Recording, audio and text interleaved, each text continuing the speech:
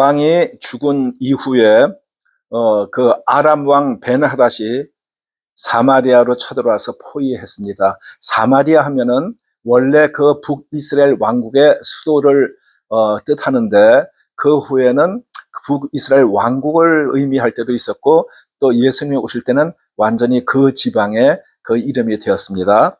그 사마리아 성, 그 북이스라엘의 수도 사마리아 성을 포위를 했어요. 그래서 포위를 하고 시간이 지나가니까 사람들이 다 먹을 게 없어서 굶주리는데, 어느 정도냐면은 나귀 머리 한 개에 은 80세겔이고 비둘기 똥 4분의 1 갑이 은 5세겔이었습니다. 그러면 사람들이 질문이 있을 거예요. 아니, 아무리 굶어도 그렇지 비둘기 똥을 먹나? 이렇게 생각하는데, 그것이 진짜 비둘기 똥이 아니고 야생 콩이 워낙 맛이 없고 보통 때는 사람들이 그것을 먹지 않기 때문에 그 비둘기 똥이라고 불렀어요. 그러면 그 비둘기 똥이 한 갑이다 그러면 한 갑이 얼만큼이냐? 갑? 성냥갑? 뭐 이런 거 생각하는데 그게 아니고 영어로 캡입니다. 캡. 그럼 모자인가? 저 길거리에서 바위를 한번 쭉 켜고 모자 돌리면 동전 던져준 그 모자, 그런 정도인가? 그거는 요새 모자고 옛날에는 그런 모자 없었어요. 그리고 모자하고 스펠이 조금 다릅니다. CAB입니다. 그래, 그럼 그게 어느 정도냐 하면은, 지금으로 치면 그 한 갑이 1.2리터 정도 됩니다. 그런데 그거의 4분의 1이니까 그 0, 어떻게 돼요? 0.3리터란 얘기 아니에요. 그거가 5세겔. 그러니까 너무 굶주려가지고 그거 어디다 입에 풀칠을 하겠어요. 그것도 그렇게 비쌌다. 그런 얘기입니다.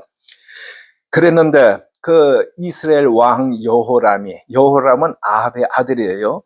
그 여호람이 성 위로 이렇게 걸어가고 있는데 어떤 여자가 왕이시여 도와주세요. 그래서 무슨 일이냐 했더니 그 여자가 옆에 여자를 가르치면서 하는 말이, 옆에 여자를 이제 가르치면서 이 여자가 네 아들을 오늘 잡아먹고 내일은 내 아들을 잡아먹자. 그래가지고 그날 자기 아들을 잡아먹었는데 그 다음 날이 되니까 자기 아들을 숨겼나이다. 이런 거예요.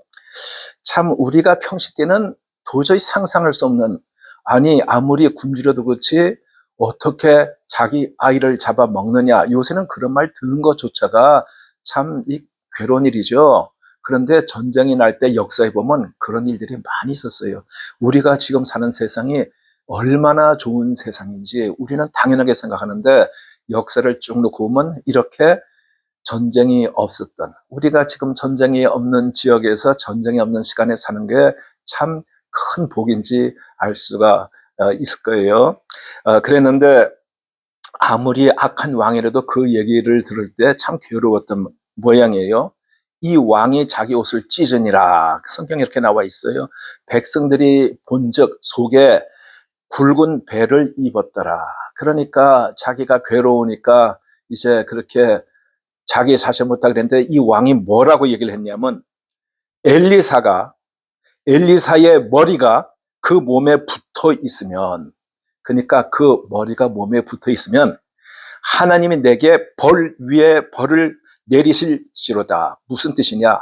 내가 반드시 엘리사를 죽이겠다. 그 뜻이에요. 그 참 사람들의 옛날부터 지금까지 동서고금에서 참 안 좋은 습관이 하나가 있어요. 일이 잘 되고 풍년이 되고 할 때는 그냥 막 때려 먹고 놀고 즐거워해요. 그리고 아주의 소수의 하나님을 믿는 사람들이 이제 감사를 하고 그러죠. 대부분의 사람은 잘 될 때 감사하는 거 그런 거 몰라요.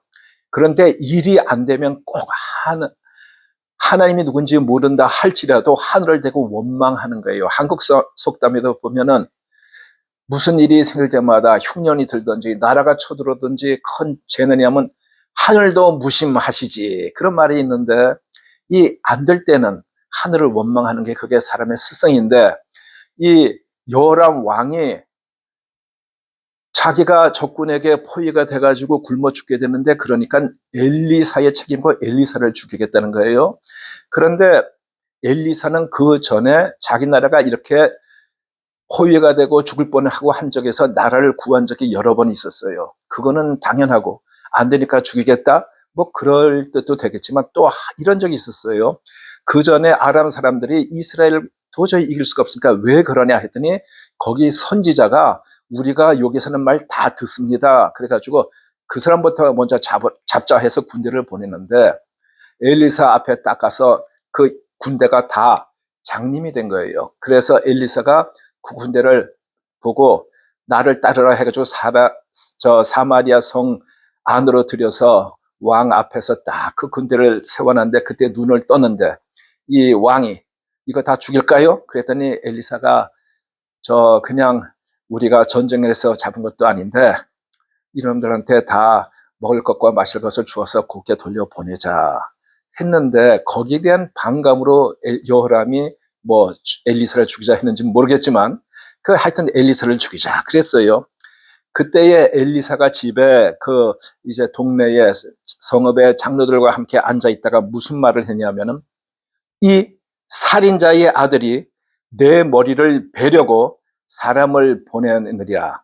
그러니까 이 살인자 누구를 말합니까? 아합 왕을 말합니다. 살인자의 아들, 아합 왕의 아들, 현재 왕 여호람 왕을 얘기하는 거예요. 그러면서 엘리사가 뭐라고 했냐면은 사자가 오거든 문 닫고 들이지 말라. 그 얘기를 할 그때에 그 사자가 이제 엘리사에게 이르렀어요. 근데 이제 그때 왕이 뭐라고 했었냐면 여호람 왕이 이 재앙이 여호와께로부터 나왔으니 어찌 더 여호와를 기다리리요. 그러니까 아람 왕이 쳐들어가지고 사마리아를 포위하고 애워싼 게 여호와께서 여호와로 말미암았으니까. 그러니까 하나님께서 하셨다 그 얘기예요. 그러니까 어찌 더 여호와를 기다리리요. 그 얘기는 뭐냐면은 하나님이 이 재앙을 내렸는데 하나님의 뜻이 그런데 우리가 뭔가를 해야지 어찌 기다리느냐. 그 참 악한 생각이에요. 하나님을 믿는 사람들은 하나님으로부터 재앙이 나왔다고 생각하면 먼저 내가 무엇을 잘못했는가, 이런 잘못을 했구나, 우리가 불순종을 했구나 해가지고 회개하는 게 그게 당연한 건데 악한 사람들은 회개할 생각을 하지 못하고 하나님이 그랬으니까 이걸 어게인스트해서 내가 뭔가라도 해서 이 위기를 넘어가야겠다. 그 생각이 참 악한 생각입니다. 그때 엘리사가 그 사자에게 뭐라고 얘기를 했냐 하면은 그것이 열왕기하서 7장 1, 2절에 나와 있는데 제가 읽어드리겠습니다. 엘리사가 이르되 여호와의 말씀을 들을지어다. 여호와께서 이르시되 내일 이맘때에 사마리아 성문에서 고운 밀가루 한 스아를 한 세겔로 매매하고 그 한 스아라고 하면 4.5 리터를 얘기합니다. 그것을 한 세겔로 매매한다. 그러니까 아까 그 비둘기똥이 0.3 리터가 5세겔이었는데 이거 한 세겔 하면은 정상, 아까는 말이 안 되는 비싼 값이고 지금 이제 정상으로 될 것이다. 그 얘기를 하는 거예요. 보리 2수아를 한 세겔로 매매하리라 하셨느니라. 그렇게 얘기하니까 그때의 왕이 그의 손에 의지하는 자 곧 한 장관이 하나님의 사람에게 대답하되 그 사자가 이제 엘리사에게 대답하되 여호와께서 하늘에 창을 내신들 어찌 이러한 일이 있으리요 하더라. 그러니까 말도 안 되는 소리 하죠. 이게 어떻게 불가능한 일이 있을 것이냐. 그랬더니 엘리사가 뭐라고 얘기를 하냐면 꼭 기억해 두세요. 엘리사가 이르되 네가 내 눈으로 보리라. 그러나 그것을 먹지는 못하리라 하니라. 그 사람이 말도 안 돼 하늘에 그 창을 다 열어도 이런 일은 있을 수가 없어 그랬는데 엘리사가 그 사자에게 네가 그것을 볼 것이다. 그렇지만 너는 먹지는 못할 것이야. 그 얘기를 했어요. 어떻게 되나 두고 보세요. 그래서 이제 그때 어떤 일이 있었냐면 성문 어귀에 문둥이 넷이 있었어요. 이 나병 환자 문둥이. 그 사람들은 이스라엘 그 시대에는 사람 사는 동네에 들이질 않았어요. 전염이 될까봐 또 부정하다고 해가지고. 그래서 그 사람들은 같이 성에 어울려 살지 못하고 그 밖에서 살았는데 성은 포위가 돼 있고 성 안에는 자기네들이 보통 때는 들어가기가 힘들죠. 그런데 이 넷이서 야, 우리 이제 다 죽게 생겼는데 어떻게 할 것이냐. 우리 성 안에 들어가도 굶어 죽고. 왜 그러냐면 성 안에 멀쩡한 사람이 지금 다 굶어 죽는 판에 누가 이 나병 환자 들어간다고 먹을 걸 그냥 주겠어요. 그러니까 거기에 들어가도 죽고 여기에 앉아 있어도 죽고 이판사판이니까 우리가 그 적군인 그 아람 군대에 가서 항복하자. 그래서 그 사람들이 죽이면은 이래 저구나 저래 죽으나 어차피 여기 있으면 죽으니까 가서 죽고, 그 사람들이 살려주면은 그러면 살 것이고, 그래서 다른 방법이 없기 때문에 죽으면 죽으리라고 갔어요. 4명이 딱 가서 보니까 아무도 없어요. 그래서 어떻게 되는지 성경에 이제 해석이 나옵니다. 하나님께서 그 말소리, 그 다음 병거 소리가 막 나게 했어요. 그랬더니 아람 군대가 그 소리를 듣고 뭐라고 자기네들이 추측을 했냐면은 이스라엘에서 헷 왕들, 헷이면은 우리 역사에서 히타이트 족속을 얘기합니다. 그 터키 쪽에 또 저 북시리아 쪽에 그쪽에 있던 족속들인데 그 헷 왕들, 그리고 애굽 왕들, 애굽이라고 하면 지금 이집트를 얘기하죠. 그 당시에는 강국이었습니다.